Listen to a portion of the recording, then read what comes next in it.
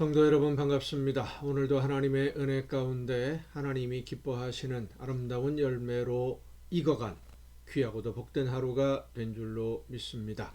이 시간 우리가 함께 은혜를 나눌 본문 말씀 신약성경 히브리서 2장 1절부터 4절까지에 있는 말씀입니다. 히브리서 2장 1절부터 4절까지 말씀 봉독합니다. 그러므로 우리는 들은 것에 더욱 유념함으로 우리가 흘러 떠내려가지 않도록 함이 마땅하니라. 천사들을 통하여 하신 말씀이 견고하게 되어 모든 범죄함과 순종하지 아니함이 공정한 보응을 받았거든. 우리가 이같이 큰 구원을 등한히 여기면 어찌 그 보응을 피하리요. 이 구원은 처음에 주로 말씀하신 바요 들은 자들이 우리에게 확증한 바니 하나님도 표적들과 기사들과 여러 가지 능력과 및 자기의 뜻을 따라 성령이 나누어 주신 것으로서 그들과 함께 증언하셨느니라. 아멘. 예수님을 믿고 영이 회복되어서 하나님의 자녀로 구원을 받았는데 구원받은 사람이 그 구원을 잃어버리는 것이 있을 수 있는 일인가? 이 문제는 참 중요한 문제입니다. 왜냐하면 우리는 예수님을 믿음으로 구원받은 것으로 알고 구원받았다 생각하고 오늘을 살아가고 있는데 마지막 심판의 날에 어떤 이유로든지 하나님의 구원에 이르지 못하게 된다. 이것은 상상할 수도 없는 일이지 않습니까? 그런데 성경은 그런 일이 일어날 수 있다는 것을 여러 곳에서 설명해 주고 있습니다.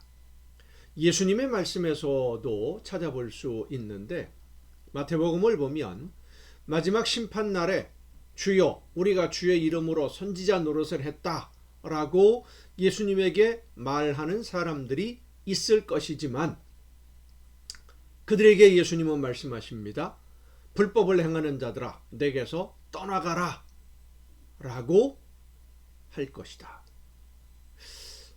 그리고 하신 말씀이 나더러 주여 주여 하는 자들이 다 하나님의 나라에 들어가는 것이 아니라 하나님의 뜻대로 행하는 자라야 들어가게 된다라고 말씀하십니다. 말씀을 듣고 그 말씀대로 실천하는 성도들만이 마지막 하나님의 심판의 날에 구원에 이르게 된다라는 말씀이지요. 하나님을 알고 예수님을 믿는다고 하면서도 하나님의 구원에 이르지 못하는 것은 생각으로만, 지식으로만 예수님을 알고 있는 것을 예수님을 믿는다고 생각하기 때문입니다. 여러분, 예수님이 어떤 분이신지, 어떤 일을 하셨는지 십자가의 죽으심과 부활을 아는 것과 믿는 것은 다릅니다. 믿음은 성령의 역사하심을 따라 하나님이 원하시는 대로 순종하는 것이 믿음입니다. 순종과 실천이 없는 믿음은 이름만 믿음인 것이고 열매가 없는 겁니다. 껍데기예요.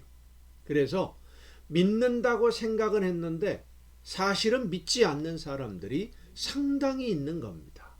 우리도 그런 열매 없는 나무가 되지 않도록 성령이 감동을 주시고 깨닫게 해주실 때 그 말씀 앞에 즉시 순종하는 성도가 되어야만 합니다.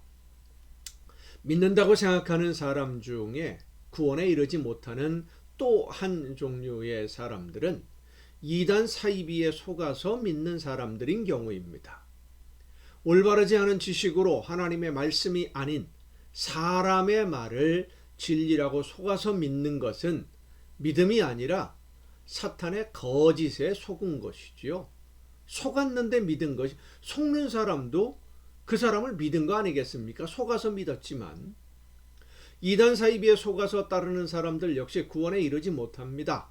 요즘에도 보면 이단 사이비에 속은 사람들이 어떤 사람을 재림하신 예수라고 하는 사람도 있고 자기들만 하나님께 구원을 받은 사람인 것처럼 이야기하는 그런 사람들도 있습니다. 다 거짓말입니다. 예수님이 재림하시면 믿는 사람이든 믿지 않는 사람이든 누구나 다 알게 된다라고 예수님이 말씀하셨어요. 마태복음 24장에 보면 그때에 사람이 너희에게 말하되 보라 그리스도가 여기 있다 혹은 저기 있다 하여도 믿지 말라. 거짓 그리스도들과 거짓 선지자들이 일어나 큰 표적과 기사를 보여 할 수만 있으면 택하신 자들도 미혹하리라. 보라 내가 너희에게 미리 말하였노라. 그러면 사람들이 너희에게 말하되 보라 그리스도가 광야에 있다 하여도 나가지 말고 보라 골방에 있다 하여도 믿지 말라. 번개가 동편에서 나서 서편까지 번쩍임같이 인자의 임함도 그러하리라. 이 말씀을 보면 믿지 않는 사람들도 세상 끝나는 심판이 시작된다는 것을 누구나 다 알게 된다는 거예요. 근데 요즘 어떤 사람들은 예수님이 이미 재림하셨고 자기들만 재림하신 예수님에 대해서 알고 있는 것처럼 말하고 있는데 모두가 거짓입니다. 믿는 성도를 속이려는 사탄의 속임수라는 것을 잊지 말아야 돼요. 우리는 예수님이 이 세상을 심판하실 그때를 기다리며 오늘을 살아가고 있습니다. 때를 기다리는 사람은 이 세상에 있는 것 욕심내지 않습니다. 성경은 우리가 나그네라는 것을 말씀해 주십니다. 나그네는 돌아가는 겁니다. 하나님이 계획하신 때가 되면 우리는 왔던 곳으로 돌아가야 되는데 돌아가면 이 세상을 살면서 맺은 열매에 대해서 결산을 하게 됩니다.